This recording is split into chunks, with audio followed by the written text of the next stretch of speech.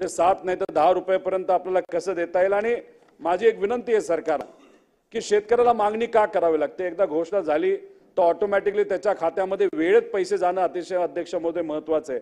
गेल्या 2 महिन्याचे दुधाचं अनुदान अजून शेतकऱ्यांपर्यंत पोहोचलेलं नाही, त्या बाबतीत योग्य असा निर्णय सरकारकडनं घेण्यात यावा अशी विनंती इथं अध्यक्ष महोदय करतो।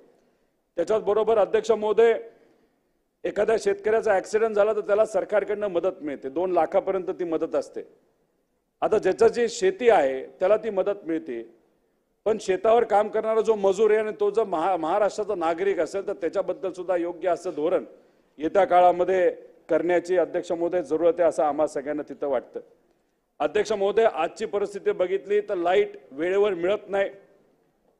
त्याच्याच बरोबर अनेक शेतकऱ्यांची मागणी दिवसा लाईट यावी, आता ठीक आहे सोलारचं धोरण घेतलं गेलं त्याला वेळ लागेल, पण तरी सुद्धा इन्फ्रास्ट्रक्चर डेव्हलपमेंटमध्ये काय आपल्याला करून दिवसा काही एरियामध्ये दिवसा काही लाईट देता येईल का याचाही विचार तिथं करण्याची जरूरत आहे। अध्यक्ष महोदय, अनेक अशा सबस्टेशनच्या मागण्या, म्हणजे माझ्या मतदारसंघामध्ये 3 सबस्टेशनच्या मागण्या नाही पण त्याचा अप्रूव्हल सुद्धा झालेलं आहे, पण त्याचं टेंडर अजून अध्यक्ष महोदय झालं नाही। त्यामुळे ज्या भागामध्ये महाराष्ट्रामध्ये सबस्टेशनचं टेंडर होणं बाकी आहे ते लवकरात लवकर टेंडर करून तिथं असणाऱ्या शेतकऱ्याला जे फ्लक्च्युएशन येतं लाईटचं त्याच्यापासून त्याला प्रोटेक्शन देण्याची अध्यक्ष महोदय जरूरत आहे असं मला वाटतं। त्यामुळे लाईट, इलेक्ट्रिसिटी ह्याच्यावर पण मोठ्या प्रमाणात येत्या काळामध्ये अध्यक्ष महोदय काम करावं लागेल। आता माझ्या मतदारसंघामध्ये जुन्नर या भागातून बिबटे मोठ्या प्रमाणात आलेले आहेत। गेल्या 10 दिवसापासून फक्त फोन एवढाच येतोय, एक तर बिबट्याला पकडा आणि बिबट्याला पकडत असताना दिवसा लाईट द्या। त्यामुळे असे जे काही एरिया जसं की जुन्नर असेल, आता माझ्या मतदारसंघामध्ये बिबटे आले नाही तर जिथं कुठं असतील, नाहीतर या भागामध्ये वाघ असेल, नाहीतर जे काही चंद्रपूरमध्ये ही योजना खरं तर आणलेली दिवसा लाईट द्यायची, तर अशा पद्धतीने काही योजना आपल्याला आणता येईल का याचा एक विचार या राज्य सरकारने करावा अशी विनंती इथं करतो। अध्यक्ष महोदय, शेतकऱ्यांवर बोलत असताना खरं तर आज जी युवा पिढी आहे ती ग्रामीण भागातली घ्या नाहीतर शहरी भागातली घ्या, ड्रगच्या विळख्यामध्ये मोठ्या प्रमाणात अध्यक्ष महोदय ती अडकत चाललेली आहे। त्याच्यावर कडक कारवाई करण्याची जरूरत आहे। दिवसा तिथं ड्रग्ज मिळतात अध्यक्ष महोदय, एखाद्या क्लबमध्ये असेल, हॉटेलमध्ये असेल, रेस्टॉरंटमध्ये असेल, सहजपणे ड्रग्ज मिळून जातात।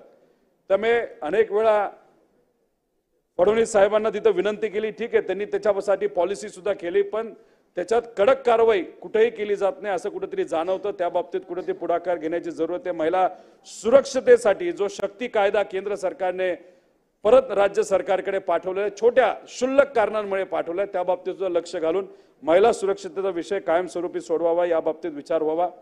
अध्यक्ष महोदय, आरोग्याच्या बाबतीत सुद्धा लक्ष देण्याची जरूरत आहे। मगाशी बोलत असताना औषधामध्ये ज्या पद्धतीने भेसळ होते त्याच्यामध्ये मोठ्या प्रमाणात भ्रष्टाचार होतो आणि ज्या पद्धतीचं औषध बनवलं गेलं पाहिजे आणि ते लोकांपर्यंत पोहोचवलं पाहिजे ते पोहोचत नाही, त्या भ्रष्टाचारामध्ये लक्ष घालण्याची जरूरत आहे। ॲम्ब्युलन्समध्ये सुद्धा मोठ्या प्रमाणात भ्रष्टाचार झाला, त्याच्यात लक्ष घालण्याची जरूरत आहे। याच्यामध्ये जर आपण बघितलं तर असंही सांगण्यात आलंय की आदिवासी भागामध्ये ॲम्ब्युलन्स सुरू करण्यात याव्या। अध्यक्ष महोदय, माझ्या मतदारसंघामध्ये मी स्वखर्चातून 8 ॲम्ब्युलन्स तिथे सुरू ठेवल्या होत्या। दररोज 2 गावामध्ये 1 ॲम्ब्युलन्स तिथे जात होते, म्हणजे 16 गावं दिवसाला ती ॲम्ब्युलन्स कव्हर करत होते। अध्यक्ष महोदय, गेल्या 5 वर्षामध्ये 2.5 लाख लोकांना तिथं सेवा स्वखर्चातून त्या ॲम्ब्युलन्सच्या मदतीने तिथं मी दिलेली आहे। अध्यक्ष महोदय, अतिशय चांगलं मॉडेल आहे, ते अख्ख्या महाराष्ट्रामध्ये राबवता येईल का याचाही विचार तिथं करण्याची अध्यक्ष महोदय तिथं जरूरत आहे। त्याच्याच बरोबर अध्यक्ष महोदय, आरोग्याच्या बाबतीत बरंच काय बोलू शकतो। आशाताई आहेत, त्यांच्या पगारामध्ये वाढ आपल्याला करता येईल का, त्यांना इक्विपमेंट देता येतील का, बिचारा चालत जात असतात। आता इलेक्ट्रिक सायकल ही मोठ्या प्रमाणात मार्केटमध्ये येत असते, तर इलेक्ट्रिक सायकल जर त्यांना दिली तर त्यांची इफिशियन्सी वाढेल। म्हणजे एक तर आपल्याकडे रिसोर्स आहे, आपल्याकडे आशाताई आहे, नाही तर आरोग्य सेवक आहेत, पण त्यांची एफिशियन्सी जर आपण वाढवू शकलो तर कदाचित 10-20% त्यांची एफिशियन्सी वाढल्यामुळे सामान्य लोकांना नक्कीच त्याचा फायदा अध्यक्ष महोदय तो होऊ शकतो। अध्यक्ष महोदय, इंडस्ट्रीच्या बाबतीत बोलत असताना खरं तर मंत्री महोदयांना मला विनंती करायची, टार्गेट घेऊन जावं लागेल। त्याच्यामध्ये 3 कॅटेगरीज कराव्या लागतील। एक, मोठे प्रकल्प जे बाहेरच्या देशातून आपल्या राज्यात येऊ शकतील। IAS अधिकाऱ्यांना आपल्याला एक टार्गेट देऊन या 3 कंपनीला तुम्हाला टार्गेट करावं लागेल। या 3 कंपन्या पुढच्या 3 महिन्यामध्ये 1 वर्षामध्ये आपल्या राज्यामध्ये कशा येतील अशा पद्धतीने टार्गेट ओरिएंटेड आपण काम केलं तर नक्कीच त्याचा फायदा होईल। बॅलन्स डेव्हलपमेंट करण्याची जरूरत आहे, म्हणजे विदर्भाची पण डेव्हलपमेंट झाली पाहिजे, मराठवाड्याची झाली पाहिजे, पश्चिम महाराष्ट्र, कोकण आहे, खानदेश, या सगळ्या भागाची डेव्हलपमेंट करण्यासाठी टार्गेट ओरिएंटेड अध्यक्ष महोदय काम करण्याची जरूरत आहे. होतं असं आहे की आम्ही सुद्धा विरोधक म्हणून फक्त मोठ्या कंपनीबद्दल बोलतो. अध्यक्ष महोदय, मीडियम स्केल इंडस्ट्री सुद्धा आहे जी लोकल आहे, आणि मग अशा लोकल इंडस्ट्रीला जे आपल्या महाराष्ट्रातले लोक आहेत त्यांना बऱ्याच अडचणी आहेत, त्यांच्या अडचणी समजून घेऊन त्याच्यासाठी इंडस्ट्री विभागामध्ये स्मॉल आणि मीडियम स्केलसाठी वेगळं धोरण करून त्यांना प्रोत्साहन देण्याची जरूरत आहे. अध्यक्ष महोदय, MIDC मध्ये त्यांना प्लॉट सुद्धा मिळत नाहीत, तर ते प्लॉट लवकरात लवकर मिळण्यासाठी काय आपल्याला करता येईल या बाबतीत नक्कीच अध्यक्ष महोदय विचार करण्याची जरूरत आहे. काल फडणवीस साहेब बोलत असताना त्यांनी म्हणलं की नाशिकमध्ये आपल्याला IT कंपन्या तिथं आणूया. अध्यक्ष महोदय, चांगली गोष्ट, नाशिकमध्ये सुद्धा आली पाहिजे, सोलापूरला सुद्धा आलं पाहिजे, नागपूरला सुद्धा आलं पाहिजे, अहिल्यानगरला सुद्धा आलं पाहिजे, कोल्हापूरला सुद्धा आलं पाहिजे, नवी मुंबईमध्ये सुद्धा येण्याची जरूरत आहे. अध्यक्ष महोदय, यासाठी आपल्याला फार वेगळी पॉलिसी करावी लागणार आहे. एकदम फोकस आणि रिजन बेस्ड आणि 2 टायर सिटीज मध्ये या सगळ्या IT सेक्टरचं आलं तर नक्कीच अध्यक्ष महोदय त्याचा फायदा तिथं झाल्याशिवाय राहणार नाही. आणि मॅग्नेटिक महाराष्ट्र म्हणून आपण एक संकल्पना पूर्वी या सरकारने, अध्यक्ष महोदय 2 मिनिटं घेऊन विषय संपणार आहे.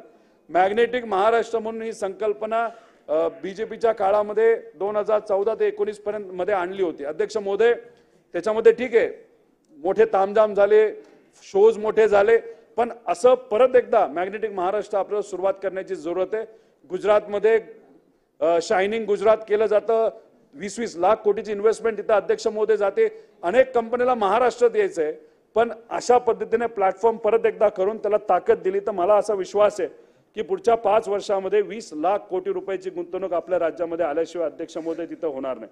अध्यक्ष महोदय, जाता जाता फक्त एवढंच सांगायचंय की जल जीवन मिशनच्या अंतर्गत केंद्र आणि राज्य सरकारने खूप मोठा निधी या राज्यात आणि देशामध्ये खर्च केलेला आहे. पण अध्यक्ष महोदय, सर्वे करत असताना काही वस्त्या त्याच्यामधून वंचित राहिलेल्या आहेत. खरं तर मंत्री महोदय गुलाबराव पाटील साहेबांना त्या बाबतीतलं पत्र काही महिन्यांपूर्वी दिलं होतं. आता मंत्रिपद कोणाला जाईल माहित नाही, तर त्या मंत्र्यांना आणि या मुख्यमंत्री साहेबांना विनंती करतो की जल जीवन मिशन मध्ये ज्या वस्त्या वंचित राहिलेल्या आहेत त्या योजनेमध्ये घेण्याची अध्यक्ष महोदय जरूरत आहे.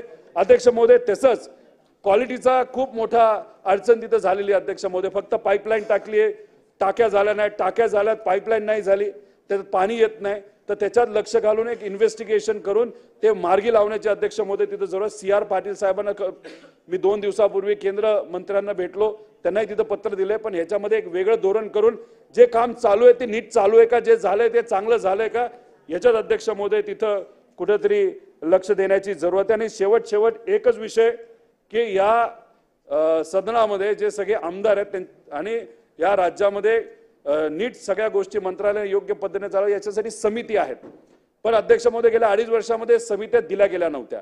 आता नवीन सरकार आहे, 5 वर्ष आहेत, ज्या ज्या कुठल्या समिती असतील त्या पुढच्या महिनाभरात दिल्या पाहिजे, त्याचं अध्यक्षपद तिथं दिलं पाहिजे.